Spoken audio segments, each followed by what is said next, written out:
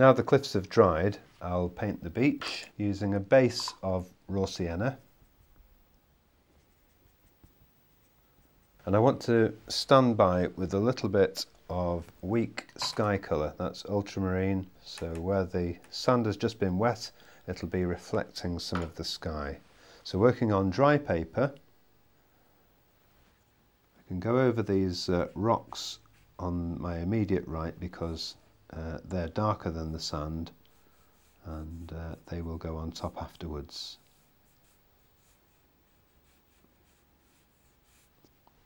Just going to add a tiny bit of grey just to deaden it fractionally. Nice and wet, nice and wet. And the pale sky colour.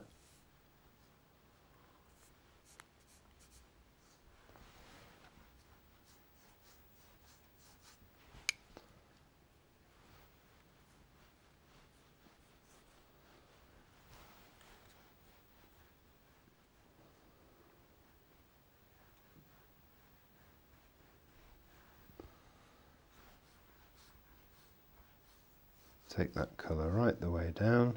Now while that's drying, I can just put a little bit more dark on those cliffs. Now using some of that dark colour, I'll just add a little bit more ultramarine here and there, just deepen bits of the rocks.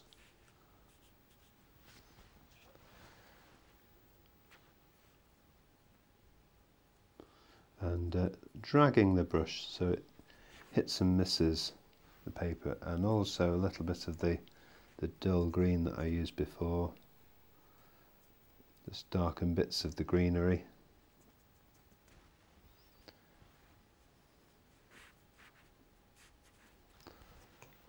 And with the flat brush, just lift out the odd highlights again.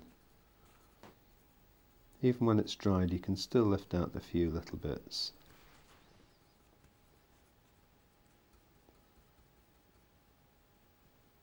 And while that's drying, a few little darker bits in the sea underneath the waves. Just darken little bits.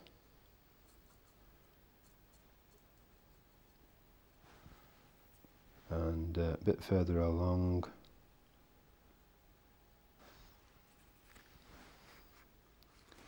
and just underneath little bits of whites here and there. Don't need to be too fussy further away.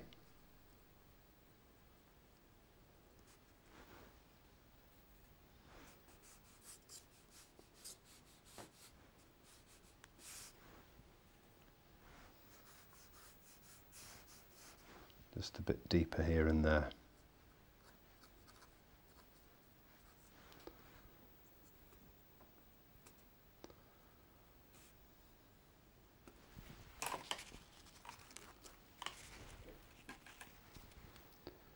Bit of pale blue on the edge of the waves. Just soften that a little bit.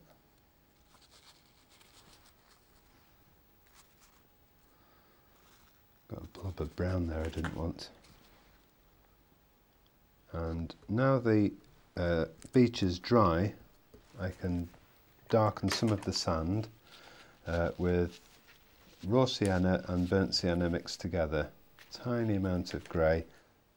Where the sand is wet, it's a little bit darker.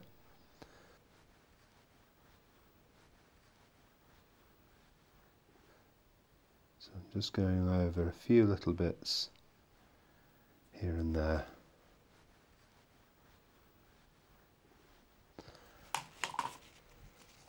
Very small brush, and with the same colour, fractionally darker than the beach colour, putting the brush down in little horizontal brush strokes, footprints in the sand, slightly bigger on the left here where they're nearer, and then going further away, smaller and smaller. Don't have to be too precise, too neat. Once that's dried, then I can put the figures in. I can put the rocks in now with the number 6. That's the dark colour I used in the cliffs before, burnt sienna and ultramarine.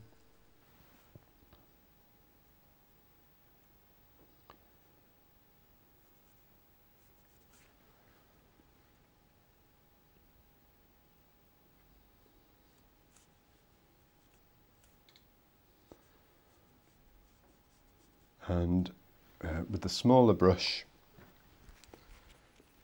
1 or 2 rocks in the sea as well, keeping the base of the rocks fairly flat where they're in the water.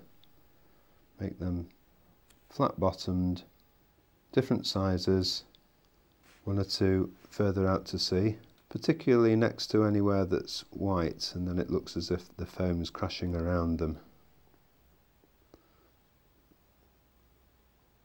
Then I'll let that dry and then just put in the figures. I'll use cadmium red with raw sienna. Don't have too much paint on the brush so that they don't blob.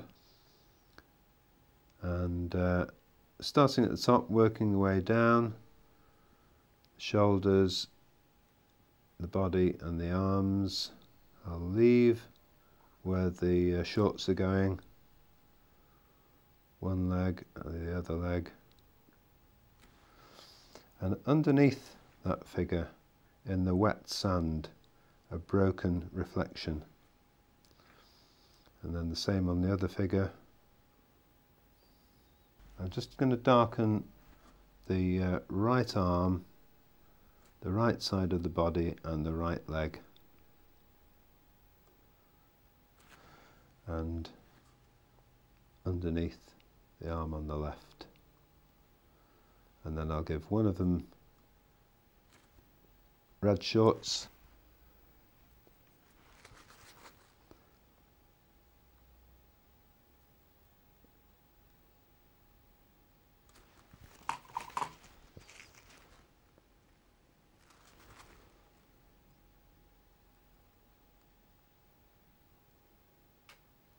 and just a little bit of dark to the hair,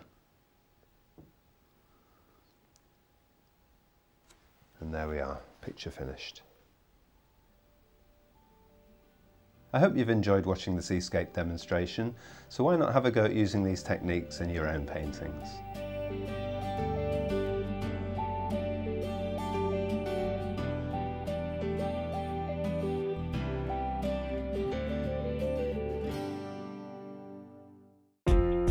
Now available to buy. Try these techniques at home whenever you wish. The DVD of today's workshop and the book that accompanies this series are now available to order from the Painting and Drawing channel. For further information and to order your copy, go to www.paintingdrawingchannel.com.